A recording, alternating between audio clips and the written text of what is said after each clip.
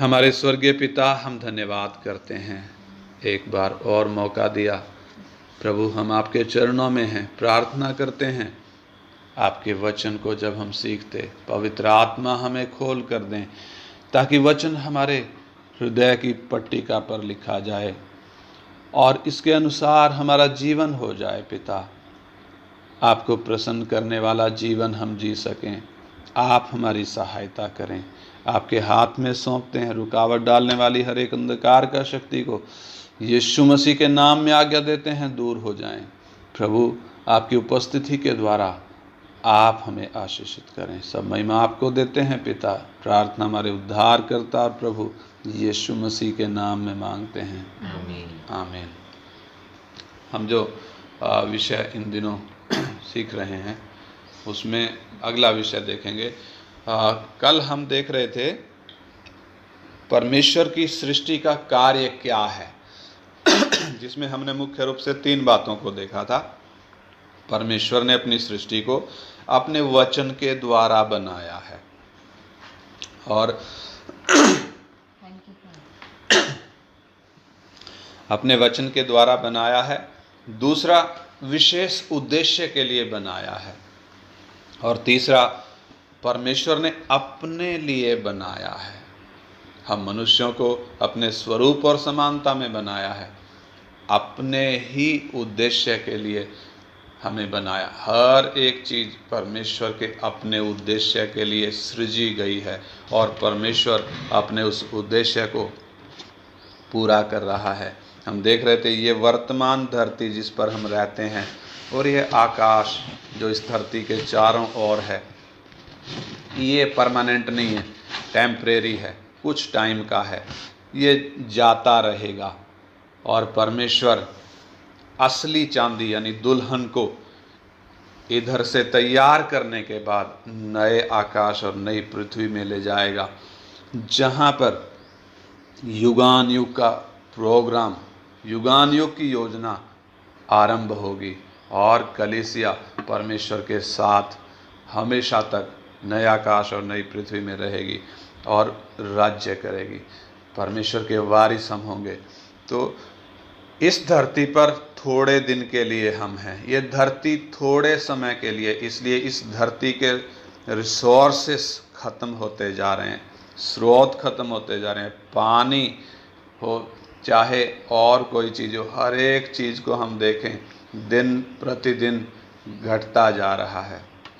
इसलिए हम अपनी तैयारी को पूरा करें। चारों ओर की परिस्थितियों को देखकर हम जाग जाएं, जागरूक हो जाएं, ताकि इस संसार के लोगों की तरह हम इधर मन ना लगाएं। इधर हम परदेशी हैं, यात्री हैं, अपनी यात्रा में हम आगे बढ़ें और उस नए यरूशलेम नगर की ओर ताकते हुए, जैसे अब्राहम कनान देश में पहुंचकर भी तंबुओं में वास किया। क्यों तंबुओं में वास किया? क्योंकि उसकी नज़रें स्थिर नींव वाले नगर की ओर लगी रहती थी। वो हमारे लिए छाया है, वो हमारे लिए एक बादल है। हमें जो बुलाहट मिली है अब्राहम से भी ऊंची है। इसलिए हम संसार की बातों में मन ना लगाएं और अपनी तैयारी को पूरा करें। वो बात कल हमने सीखा था। आज हम देखेंगे परमेश्वर ने स्वर्गदूतों को किस प्रकार बनाया। परमेश्वर ने स्वर्गदूतों को किस प्रकार बनाया। How did God create angels. तो उसमें कई सारी बातें हैं, एक एक करके हम उनको समझेंगे। सबसे पहले परमेश्वर के वचन से हम पढ़ेंगे इब्रानियों की पत्री 1 अध्याय उसका 7 वचन। परमेश्वर के वचन में स्वर्गदूतों के विषय में, उनकी सृष्टि के विषय में क्या वचन कहता है, उन बातों को समझते हुए हम सीखेंगे स्वर्गदूतों को कैसे बनाया है। क्या हम मनुष्यों की तरह हैं या कैसे हैं, वो बात को हम सीखेंगे। इब्रानियों की पत्री 1 का 7 पढ़ें। और स्वर्गदूतों के विषय में यह कहता है, वह अपने दूतों को पवन और अपने सेवकों को धधकती आग बनाता है। हाँ, इधर जो वचन लिखा है, और स्वर्गदूतों के विषय में वह कहता है, वह अपने दूतों को पवन और अपने सेवकों को धधकती आग बनाता है। इधर जो पवन शब्द लिखा है, पवन यानी हवा, हवा, वो अपने दूतों को हवा करके बनाता है। हवा से हम क्या समझ सकते हैं? अगर हम इंग्लिश की बाइबल को हम रेफ़र करें या मूल भाषा को, ग्रीक में जो लिखा गया और हिब्रू में जो पुराने नियम में भजन संहिता 104 का 4 जिसमें ये वचन लिखा है उसको हम पढ़ें तो उधर लिखा है, परमेश्वर स्वर्गदूतों को आत्मा करके बनाता है। आत्मा यानी परमेश्वर ने स्वर्गदूतों को बनाते समय हमारी तरह मिट्टी का ढांचा नहीं बनाया जिसमें अपना वो श्वास उसने फूंका हो, बल्कि परमेश्वर स्वर्गदूतों को हवा यानी आत्मा करके बनाता है।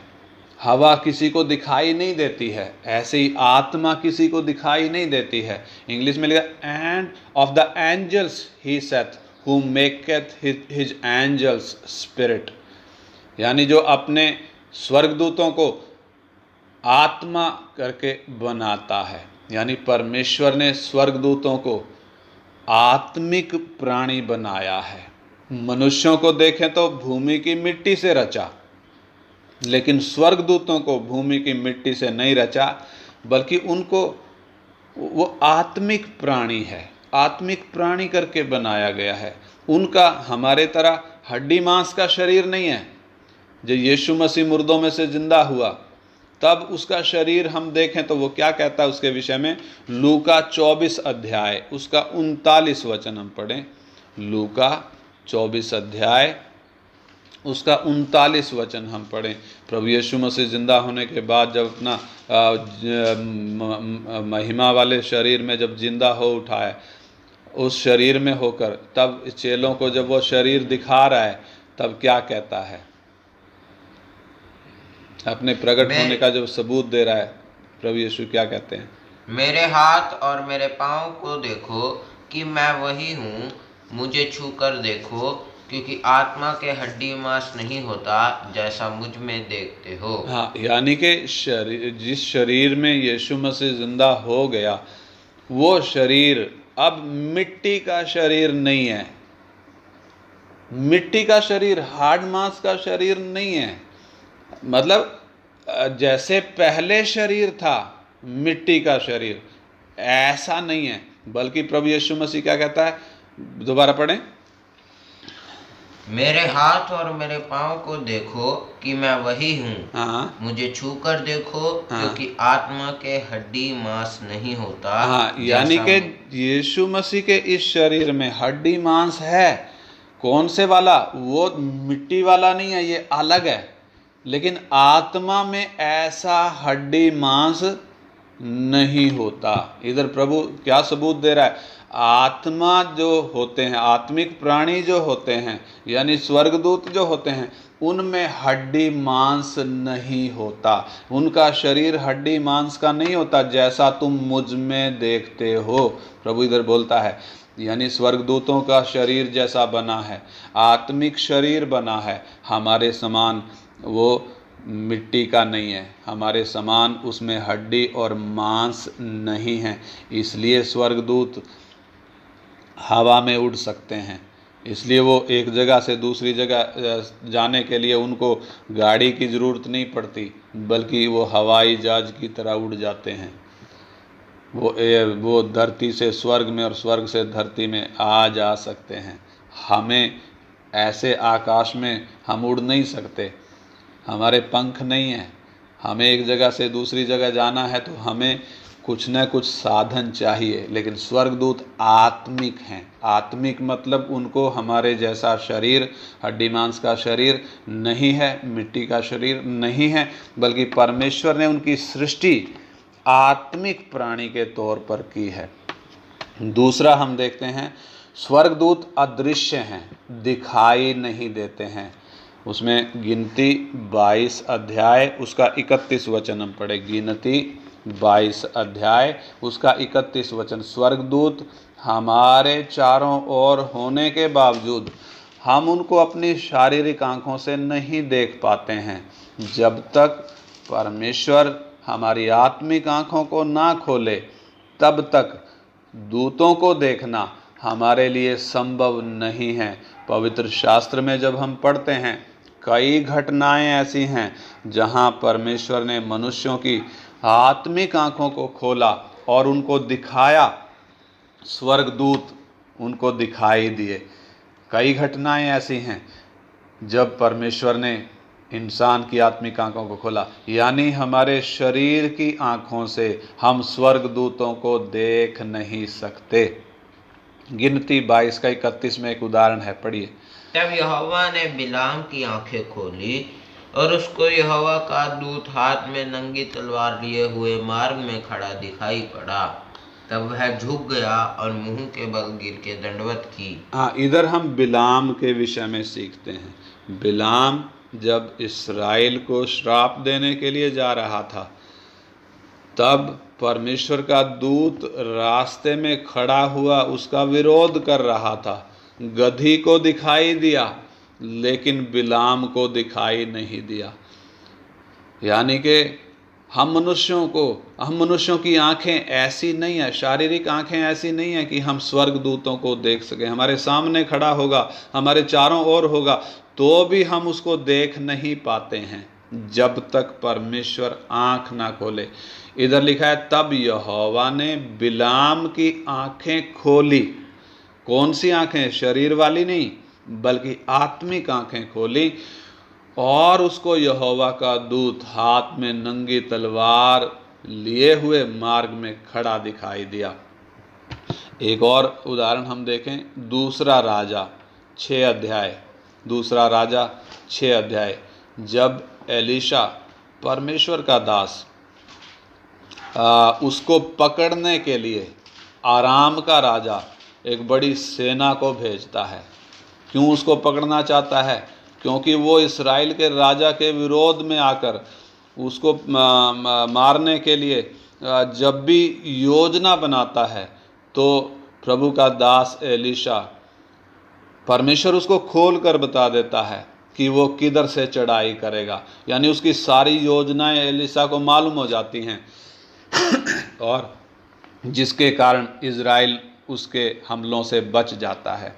तब वो बोलता है कि कौन हमारे बीच में खबरी है, कौन हमारे बीच में ऐसा व्यक्ति है जो दुश्मन को खबर देता है जाके। तब उसको बताया जाता है कि हमारे बीच में ऐसा कोई व्यक्ति नहीं है, बल्कि इस्राएल में एक भविष्यवक्ता है जिसको वो बातें मालूम हो जाती हैं, जो बातें तू अपने बेडरूम में बोलता है वो उसको मालूम पड़ जाती हैं। तब आराम का राजा एलीशा को पकड़ने के लिए अपनी सेना भेजता है, बड़ी सेना भेजता है। और जब बड़ी सेना भेजता है और जब वो एलीशा को घेर लेते हैं, उधर की घटना है। दूसरा राजा 6 अध्याय 15 से 17 वचन हम पढ़ें। दूसरा राजा 6 अध्याय 15 से 17 वचन। भोर को परमेश्वर के भक्त का, थोड़ा सा ऊंची आवाज में पढ़। भोर को परमेश्वर के भक्त का टहलुआ उठा और निकलकर क्या देखा कि घोड़ों और रथों समेत एक दल नगर को घेरे हुए पड़ा है। तब उसके सेवक ने उससे कहा, हाय मेरे स्वामी, हम क्या करें? उसने कहा, मत डर, क्योंकि जो हमारी ओर हैं वे उनसे अधिक हैं जो उनकी ओर हैं। तब एलीशा ने यह प्रार्थना की, हे यहोवा, इसकी आंखें खोल दे कि यह देख सके। तब यहोवा ने सेवक की आंखें खोल दी, और जब वह देख सका तब क्या देखा कि एलीशा के चारों ओर का पहाड़ अग्नि में घोड़ों और रथों से भरा हुआ है। हाँ, इधर एलीशा प्रभु के दास का जो सेवक है, वो सेवक जब सुबह उठा, चारों ओर अरामी सेना नगर को घेरे हुए पड़ी है। घोड़ों और रथों का एक बड़ा दल नगर को घेरे हुए है। तब वो डर गया और अपने स्वामी को उसने बोला कि हम क्या करें, दुश्मन ने हमें घेर लिया है। तब एलीशा कहता है, मत डर, क्योंकि जो हमारी ओर हैं वो उनसे अधिक हैं जो उनकी ओर हैं। एलीशा पुराने समय का एक प्रभु का भविष्यवक्ता है, जानता है परमेश्वर के स्वर्गदूत हमारे चारों ओर हैं, इसलिए दुश्मन के घोड़ों और रथों से वो नहीं डर रहा। और अपने सेवक को क्या कहता है? मत डर, क्योंकि जो हमारी ओर हैं वो उनसे अधिक हैं जो उनकी ओर हैं। तब एलीशा ने यह प्रार्थना की, हे यहोवा इसकी आंखें खोल दे कि यह देख सके। तब यहोवा ने सेवक की आंखें खोल दी, और जब वो देख सका तब क्या देखा कि एलीशा के चारों ओर का पहाड़ अग्नि में घोड़ों और रथों से भरा हुआ है। यानी परमेश्वर ने अपने दास की रक्षा के लिए किनको भेजा है? अग्नि में घोड़ों और रथों को भेजा हुआ है। ये अग्नि में घोड़े और रथ किसको नहीं दिखते हैं? हम मनुष्यों को दिखते नहीं हैं। एलीशा को कैसे दिखे ये? एलीशा को विश्वास है, उसको विश्वास है कि परमेश्वर हमारे चारों ओर अपने अग्नि में घोड़ों और रथों को भेज कर हमारी रक्षा करेगा जब इस तरीके से दुश्मन हमें घेरता है। इसलिए उस विश्वास के साथ जब उसने अपने सेवक को कहा मत डर और परमेश्वर से प्रार्थना करी, तो निश्चय जब परमेश्वर ने आंखें खोली, चारों ओर का पहाड़ अग्नि में घोड़ों और रथों से भरा हुआ दिखाई दिया। यानी वो अग्नि में घोड़े और रथ चारों ओर दिखाई दिए। कब दिखाई दिए? जब परमेश्वर ने आंखें खोल दी। आंखें खोलने का मतलब शरीर की आंखें नहीं, आत्मिक आंखें जब खोल दी तब मालूम पड़ा। एक और इसमें उदाहरण देखेंगे हम। पहला इतिहास 21 अध्याय, पहला इतिहास 21 अध्याय उसका 15 और 16 वचन हम पढ़ेंगे। उधर लिखा है, फिर परमेश्वर ने एक दूत यरूशलेम को नाश करने को भेजा, और वह नाश करने ही पर था कि यहोवा दुख देने से खेदित हुआ, और नाश करने वाले दूत से कहा, बस कर, अब अपना हाथ खींच ले। और यहोवा का दूत यबूसी और नान के खलिहान के पास खड़ा था। तब दाऊद ने आंखें उठाकर देखा कि यहोवा का दूत हाथ में खींची हुई और यरूशलेम के ऊपर बढ़ाई हुई एक तलवार लिए हुए आकाश के बीच खड़ा है। तब दाऊद और पूर्णिये टाट पहने हुए मुंह के बल गिरे। यानी कि परमेश्वर का दूत यरूशलेम उधर उस नगर में उधर इस्राएलियों को मारने के लिए नंगी तलवार हाथ में लिए हुए उधर लोगों को मार रहा है। जब 70,000 पुरुष मारे गए थे, तब यहोवा का दूत दाऊद को दिखाई दिया। तो हम क्या देखते हैं? स्वर्गदूत कैसे बनाए गए हैं? पहली बात, उनको हमारे जैसा शरीर नहीं है, हार्ड मांस का शरीर नहीं है, मिट्टी का शरीर नहीं है, बल्कि आत्मिक प्राणी परमेश्वर ने बनाया है। दूसरा हमने देखा, वो दिखाई नहीं देते, हमें दिखाई नहीं देते हैं, हम मनुष्यों को वो दिखाई नहीं देते हैं। कब तक? जब तक परमेश्वर हमारी आँख ना खोल दे। ये कुछ उदाहरण हमने देखे परमेश्वर के वचन में, जहाँ परमेश्वर ने मनुष्य की आँखों को खोला तब उनको स्वर्गदूत दिखाई दिए हैं। तीसरा विषय, तीसरी बात हम देखेंगे, स्वर्गदूत विशेष उद्देश्य के लिए सृजे गए हैं।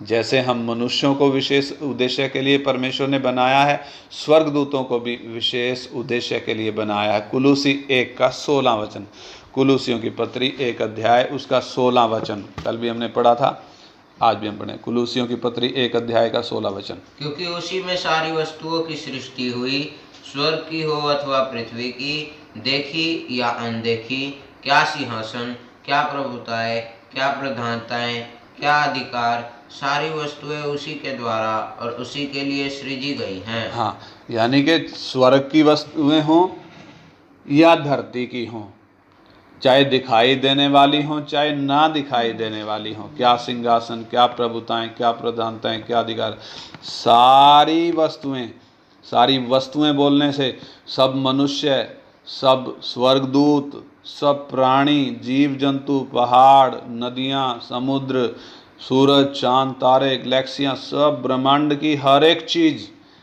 जिंदा हो चाहे जिंदा ना हो, सजीव और निर्जीव सब वस्तुओं को परमेश्वर के द्वारा बनाया गया, उसी के द्वारा और उसी के लिए बनाया गया, सृजी गई हैं। यानी परमेश्वर के लिए सब चीज़ों को बनाया गया। परमेश्वर ने सब चीज़ों को अपने लिए बनाया है, अपने खुद के लिए बनाया है। यानी कोई प्राणी घमंड करके बोल नहीं सकता कि मैं अपनी मर्जी करूँगा। अनजाने में इंसान अपनी मर्जी कर रहा है, ये अनजाने में कर रहा है, परमेश्वर के विरोध में है, परमेश्वर से बलवा है। वास्तव में परमेश्वर ने इंसान को या स्वर्गदूतों को उनके लिए नहीं बनाया, बल्कि अपने लिए बनाया है। सारी सृष्टि को परमेश्वर ने अपने लिए बनाया है। स्वर्गदूत परमेश्वर के द्वारा और परमेश्वर के लिए एक विशेष उद्देश्य से बनाए गए हैं। परमेश्वर को स्वर्गदूतों की ज़रूरत नहीं है, फिर भी स्वर्गदूतों को क्यों बनाया? लेकिन हम स्वर्गदूतों की सृष्टि को जब देखते हैं तो हमें मालूम पड़ता है कि परमेश्वर कितना महान है, कितना अद्भुत, तेजों में और महिमा से भरा हुआ है। उसकी सृष्टि को देखने से हमें मालूम पड़ता है। स्वर्गदूतों की भी सृष्टि को जब हम इधर वचन में देख रहे हैं, हमें मालूम पड़ता है परमेश्वर कितना महान है, कितना अद्भुत है। ऐसी चीज़ें भी बनाई हुई हैं जो हमारी आँखों से दिखती नहीं हैं, ऐसी चीज़ें भी बनाई हुई हैं जो मिट्टी से बनी नहीं है, हड्डी मांस से बनी नहीं है, फिर भी उनमें प्राण है। हालेलुया। फिर भी उनमें आत्मा है।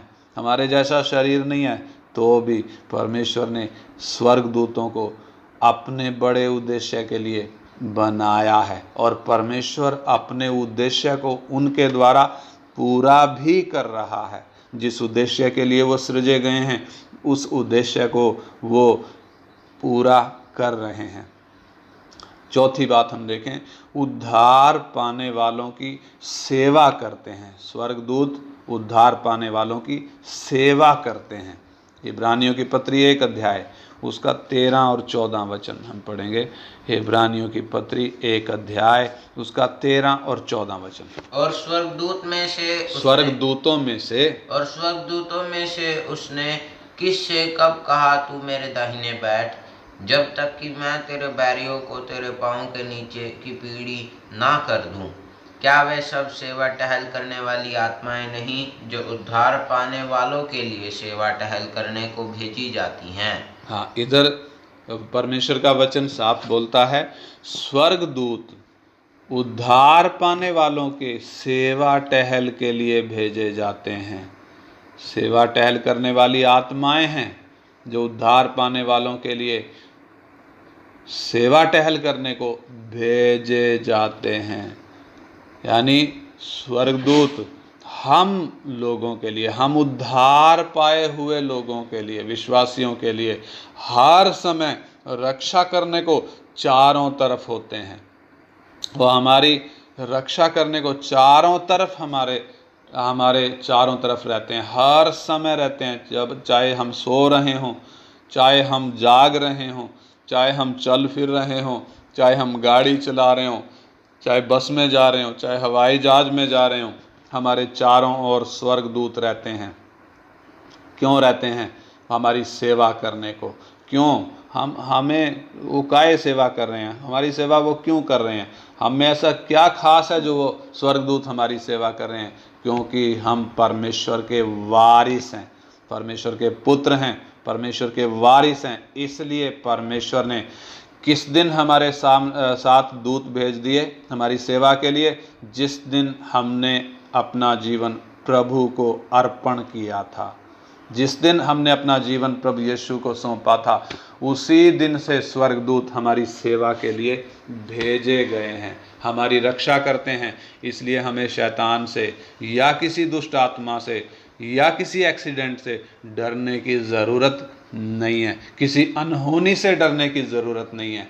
बल्कि जब हम परमेश्वर का मंदिर हैं, परमेश्वर के वारिस हैं, परमेश्वर के पुत्र हैं, परमेश्वर ने अपने दूतों को सेवा टहल करने के लिए हमारे पास भेजा है। वो लिखा है, सेवा टहल करने वाली आत्माएं हैं जो उद्धार पाने वालों की सेवा के लिए भेजी जाती हैं। स्वर्गदूत सेवा टहल करने वाली आत्माएं हैं, विश्वासियों की सेवा टहल करते हैं। ये उनको ऐसा परमेश्वर ने बनाया है। नंबर पाँच हम देखें, स्वर्गदूत परमेश्वर की स्तुति करते हैं। स्वर्गदूत परमेश्वर की स्तुति करते हैं। लूका 2 अध्याय 13 और 14 वचन हम पढ़ें। लूका 2 अध्याय का 13 और 14 वचन। लूका 2 अध्याय उसका 13 और 14 वचन। तब एकाएक उस स्वर्गदूत के साथ स्वर्गदूतों का दल परमेश्वर की स्तुति करते हुए यह कहते दिखाई दिया, आकाश में परमेश्वर की महिमा और पृथ्वी पर उन मनुष्यों में जिनसे वह प्रसन्न है शांति हो। जब प्रभु यीशु मसीह बालक के रूप में इस धरती पर उनका जन्म हुआ, तब स्वर्गदूतों का एक दल परमेश्वर की स्तुति करते हुए यह कहते दिखाई दिया कि आकाश में परमेश्वर की महिमा हो और पृथ्वी पर उन मनुष्यों में जिनसे वह प्रसन्न है शांति हो। ये गीत गाते हुए, परमेश्वर की स्तुति करते हुए स्वर्गदूत दिखाई दिए, मनुष्यों को दिखाई दिए। क्या करते हुए? गीत गाते हुए, परमेश्वर की स्तुति करते हुए। स्वर्गीय दूतों का दल गीत गाते हुए दिखाई दे रहा है। हमें सही से गाना बजाना नहीं आता, हम गीत गाते तो हैं, साज भी बजाते हैं, कोशिश करते हैं बजाने की, लेकिन हम उसमें निपुण नहीं हैं। गीत गाने में भी कई बार हम लड़खड़ा जाते हैं, हम सीख कर गाते हैं, लेकिन स्वर्गदूत निपुण हैं परमेश्वर की आराधना करने में, परमेश्वर का भजन गाने में, वो निपुण हैं। लूसीफर के विषय में भी लिखा है, जब उसको बनाया गया था तब उसके पंखों में, जब वो पंख फड़फड़ाता था तब संगीत बजता था, संगीत बजता। जब वो पंख को फड़फड़ाता था, क्या बजता था? संगीत बजता था। उसके पंख ऐसे बनाए गए थे। उसका यहेजकेल 28 का 13, यहेजकेल 28 का 13 पढ़े। यहेजकेल 28 अध्याय उसका 13 वचन पढ़ें। यानी किस रीति से परमेश्वर ने स्वर्गदूतों को बनाया है। तू परमेश्वर की अदन नामक बारी में था, तेरे पास आभूषण, माणिक, पद्मराग, हीरा, फिरोजा, सुलेमानी मणि, यशब, नीलमणि, मरकद और लाल, सब भांति के मणि और सोने के पहरावे थे। तेरे डफ और बांसुरियाँ तुझी में बनाई गई थी। जिस दिन तू सजा गया था उस दिन वे भी तैयार की गई थी। हाँ, लिखा है तेरे डफ और बांसुलियाँ तुझी में बनाई गई थी। ये डफ और बांसुलियाँ क्या हैं? यानी जब ये चलता था, पंख फड़फड़ाता था, क्या बजता था? डफ बजते थे, बांसुलियाँ बजती थी, संगीत बजता था। जिस दिन वो बनाया गया उसी दिन वो भी तैयार करी गई थी। हमें तो ढोलकी चाहिए तभी हम बजा पाएंगे, लेकिन स्वर्गदूतों को देखो, उनको ढोलकी की ज़रूरत नहीं है, बांसुली की ज़रूरत नहीं है, उनको वाद्य यंत्रों की ज़रूरत नहीं है। जब वो पंख फड़फड़ाते हैं संगीत बजता है। हालेलुया। वो जब गीत गाते हैं परमेश्वर की स्तुति करते हैं। लूसीफर भी परमेश्वर की आराधना करने वालों को लीड करता था। गिरने से पहले ये परमेश्वर की आराधना करने वालों को लीड करता था। परमेश्वर के पवित्र मंदिर पर, पवित्र पर्वत पर ये रहता था, परमेश्वर की स्तुति करता था। ये गिर गया, इसके साथ के दूत गिर गए जब परख हुई, लेकिन पवित्र दूत, परखे हुए दूत आज भी परमेश्वर की स्तुति वैसे ही करते हैं। यशाया 6 अध्याय उसका 1 से 3 हम पढ़ें। यशाया 6 अध्याय 1 वचन से 3 वचन तक। उधर लिखा है, जिस वर्ष उज्जिया राजा मरा, मैंने प्रभु को बहुत ही ऊंचे सिंहासन पर विराजमान देखा और उसके वस्त्र के घेर से मंदिर भर गया। उससे ऊंचे पर साराप दिखाई दिए, उनके 6 पंख थे, 2 पंखों से वे अपने मुंह को ढांपे थे और 2 पंखों से अपने पैरों को ढांपे हुए थे, और 2 से उड़ते हुए कहते थे, और 2 से उड़ रहे थे, और वे एक दूसरे से पुकार पुकार कर कह रहे थे, सेनाओं का यहोवा पवित्र पवित्र पवित्र है, सारी पृथ्वी उसके तेज से भरपूर है। यानी इधर भी ये पवित्र साराप जो 6 पंखों वाले हैं, उड़ते हुए क्या बोल रहे हैं? पवित्र पवित्र पवित्र, सेनाओं का यहोवा अति पवित्र है। तो जब स्वर्गदूत परमेश्वर की आराधना करते हैं, उनको कैसा बनाया गया है? परमेश्वर की स्तुति करने वाला बनाया है। और जब वो पंख फड़फड़ाते हैं, बांसुलियाँ बजती हैं, डफ बजते हैं, संगीत का शब्द सुनाई देता है। ये सारा पवित्रताई के साथ परमेश्वर की महिमा लगातार करते रहते हैं। कई बार हम सोचते हैं हम मनुष्यों को परमेश्वर ने क्यों बनाया? शायद परमेश्वर ने इसलिए बनाया कि हम परमेश्वर की आराधना करें। कईयों को ऐसा सोच है कि हमें परमेश्वर ने इसलिए बनाया है कि हम परमेश्वर की आराधना करें। क्या परमेश्वर ने हमें आराधना करने के लिए बनाया है? उसकी आराधना करने के लिए तो इतने पवित्र दूत हैं, इतने पवित्र साराप हैं जो पवित्रताई के साथ उसकी आराधना करते हैं। परमेश्वर आराधना का भूखा नहीं है, बल्कि स्वर्गदूतों से भी ऊंचा, स्वर्गदूतों से भी बड़ा उद्देश्य हमारे जीवनों से परमेश्वर को है। उसने हमें अपना वारिस बनाया है, अपना पुत्र बनाया है। स्वर्गदूत हमारी सेवा टहल करते हैं, स्वर्गदूतों से ऊंची बुलाहट हमारी है। और परमेश्वर का वचन हमें याद कराता है, क्या तुम नहीं जानते तुम स्वर्गदूतों का न्याय करोगे? परमेश्वर का वचन हमें कहता है, क्या तुम नहीं जानते तुम स्वर्गदूतों का न्याय करोगे? यानी हमें स्वर्गदूतों से भी ऊंची बुलाहट है। स्वर्गदूत जो हमसे पहले बनाए गए, जो पवित्र हैं और जो परमेश्वर की आराधना करते हैं, आत्मिक प्राणी हैं और जो पवित्रताई के साथ लगातार परमेश्वर की स्तुति करते रहते हैं, उन दूतों से ऊंची बुलाहट मेरी और आपकी है। एक और खूबी हम स्वर्गदूतों की देखकर प्रार्थना करेंगे। स्वर्गदूत शक्तिशाली और भयंकर हैं। दूसरा थिस्सलुनीकी 1:7 दूसरा थिस्सलुनीकी 1 अध्याय उसका 7 उधर लिखा है, उस समय जबकि प्रभु यीशु अपने सामर्थी दूतों के साथ धधकती हुई आग में स्वर्ग से प्रकट होगा। 1:7 दूसरा थिस्सलुनीकी 1:7। और तुम्हें जो क्लेश पाते हो हमारे साथ चैन दे उस समय जब कि प्रभु यीशु अपने सामर्थी दूतों के साथ धधकती हुई आग में स्वर्ग से प्रकट होगा। हाँ, सामर्थी दूतों के साथ प्रकट होगा। यानी ये दूत कैसे हैं? सामर्थी हैं, ताकतवर हैं, बहुत ताकत है इनको। ये ताकतवर दूत हैं, बहुत सामर्थी दूत हैं। जब यीशु प्रकट होगा सामर्थी दूतों के साथ और धधकती हुई आग में स्वर्ग से प्रकट होगा।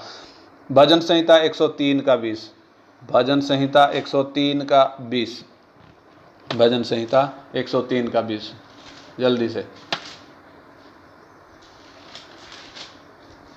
हे यहोवा के दूतों, हे यहोवा के दूतों, तुम जो बड़े वीर हो। तुम जो बड़े वीर हो। क्या हैं स्वर्गदूत? बड़े वीर हैं, बहुत शक्तिशाली हैं, बहुत वीर हैं। हम देखते हैं पुराने नियम में अश्शूरियों ने इस्राएल पर हमला कर दिया। एक दूत ने, सिर्फ एक दूत ने कितनों को मारा एक ही रात में? 1,85,000 पुरुषों को मारा। एक दूत ने कितनों को?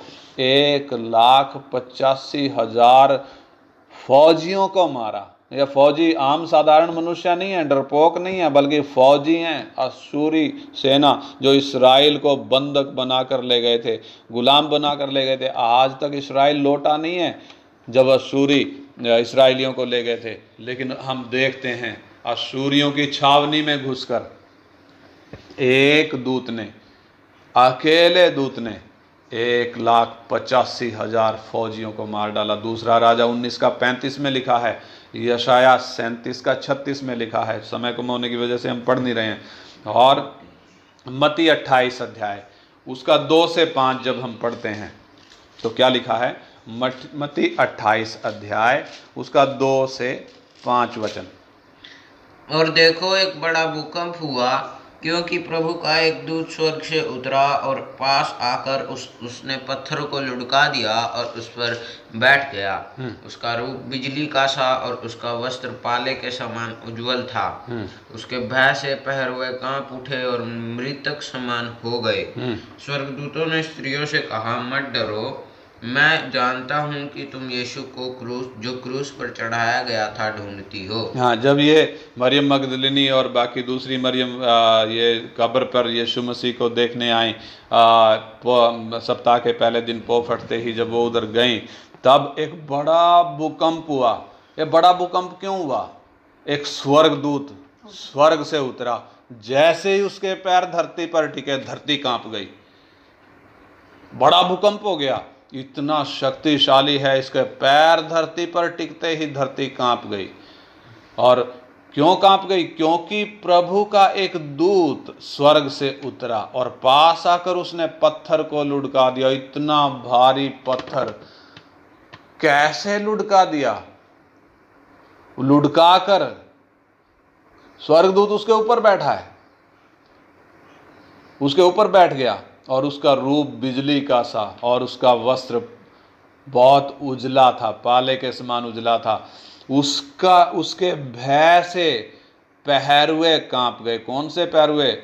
जो यीशु की कब्र का पहरा देने के लिए रोमी सिपाही नियुक्त किए गए थे। रोमी सिपाहियों की एक पूरी कंपनी उधर वो लगाई गई थी ताकि कोई आकर उसकी लाश को उठाकर ना ले जाए। वो पहरुए कांप उठे और कैसे हो गए? मृतक के समान हो गए, मरे हुओं जैसे हो गए। क्या देखकर?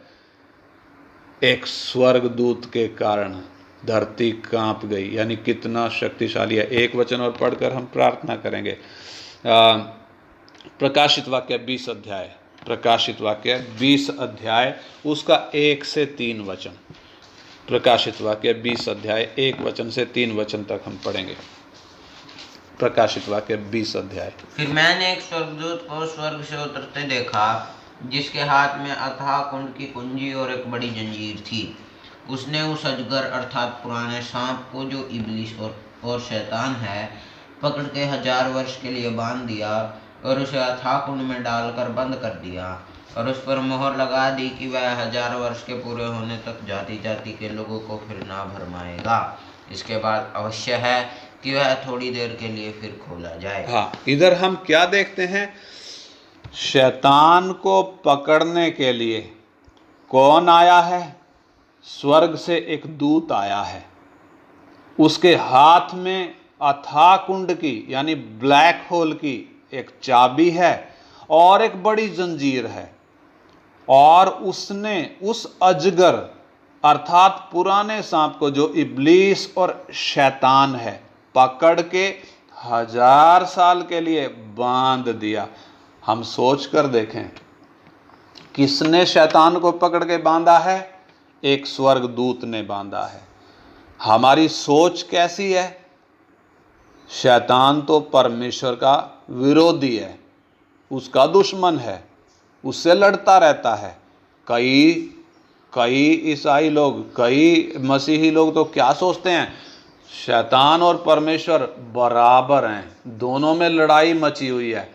शैतान लोगों को पकड़ के नरक की आग में लेकर जा रहा है और परमेश्वर लोगों को शैतान के मुंह से छुड़ाने की कोशिश कर रहा है। यह हमारी सोच, ये गलत सोच है, सही सोच नहीं है। वचन इस बात की पुष्टि नहीं करता, बल्कि परमेश्वर का वचन जो पिछले दिनों से हम सीखते आ रहे हैं, परमेश्वर का स्वभाव हमने देखा है, परमेश्वर के गुण हमने देखे हैं, परमेश्वर की युक्ति को हमने सीखा है, किस तरीके से परमेश्वर अपनी युक्ति को पूरा कर रहा है। शैतान को भी एक औजार के तौर पर इस्तेमाल करता है। शैतान परमेश्वर से शक्तिशाली नहीं है, वो परमेश्वर के बराबर भी नहीं है, वो परमेश्वर के सामने खड़ा नहीं हो सकता। शैतान को परमेश्वर के सामने हाजिरी देनी पड़ती है। एक दूत काफी है, किसके लिए? शैतान के लिए एक दूत काफी है। एक स्वर्गदूत स्वर्ग से उतरा, शैतान को पकड़कर बांध लिया, अथाह कुंड में डाल दिया 1000 साल के लिए। यानी जिस शैतान से हम डरते हैं, सोच कर देखें ये दूत कितने शक्तिशाली हैं कि शैतान को भी पकड़कर बांध सकता है। एक ही दूत काफी है। और जब यीशु मसीह क्रूस पर चढ़ाए गए थे, परमेश्वर के वो दूत, ये शक्तिशाली दूत वहीं थे। अगर उनको इशारा मिलता, एक इशारे की जरूरत थी, पृथ्वी को, मनुष्यों को, वो क्या हाल करते हम सोच सकते हैं। क्या हाल करते। जब पतरस ने मलखुस का कान काटा, जब यीशु को पकड़ने के लिए आए, तब यीशु ने क्या बोला पतरस को? क्या बोला? तू को काय को तलवार चलाता है? जो तलवार चलाते हैं वो तलवार से मारे जाएंगे। तू अपनी तलवार अपने म्यान में रख ले। क्या मैं पिता से विनती नहीं कर सकता? अभी 12 पलटने हाजिर हो जाएंगी, स्वर्गदूतों की 12 पलटने हाजिर हो जाएंगी, 12 कंपनियां। यानी ऐसा नहीं है कि उधर स्वर्गदूत नहीं है, उधर खड़े हैं, तैयार खड़े हैं। बिफर जाते तो पता नहीं क्या करते। इतने शक्तिशाली हैं, इतने शक्तिशाली हैं कि जो बिगड़े हुए दूत है ना, जो बिगड़ गए, परख में जो फेल हो गए, लूसीफर और उसके साथ के, कितने तो इतने खतरनाक हैं कि बांध कर अंधेरे स्थानों में रखना पड़ा है उनको। अगर बांध कर ना रखे जाएं, वो धरती को उलट देंगे, मनुष्य जाति को नाश कर देंगे। इसलिए परमेश्वर ने बांध कर अंधेरे स्थानों में उनको रखा है। इतने शक्तिशाली हैं। एक दूत शैतान को पकड़कर बांध लेता है, उसको 1000 साल के लिए अथाह कुंड में फेंक देता है। हम सोच सकते हैं स्वर्गदूतों की सृष्टि परमेश्वर ने कैसे करी है। विषय पूरा नहीं हुआ है, अभी आगे और भी है, समय कम है, इसलिए आइए हम प्रार्थना करें। हमने जो स्वर्गदूतों के बारे में 6 बातें आज देखी। सबसे पहले स्वर्गदूत आत्मिक हैं। दूसरा, वो दिखाई नहीं देते, अदृश्य हैं। तीसरा, बड़े उद्देश्य के लिए बनाए गए हैं। चौथा, उद्धार पाने वालों की सेवा करने के लिए बनाए गए हैं। पांचवा, परमेश्वर की स्तुति करते हैं। और छठा, ये बहुत शक्तिशाली हैं, भयंकर हैं। आइए हम प्रार्थना करें।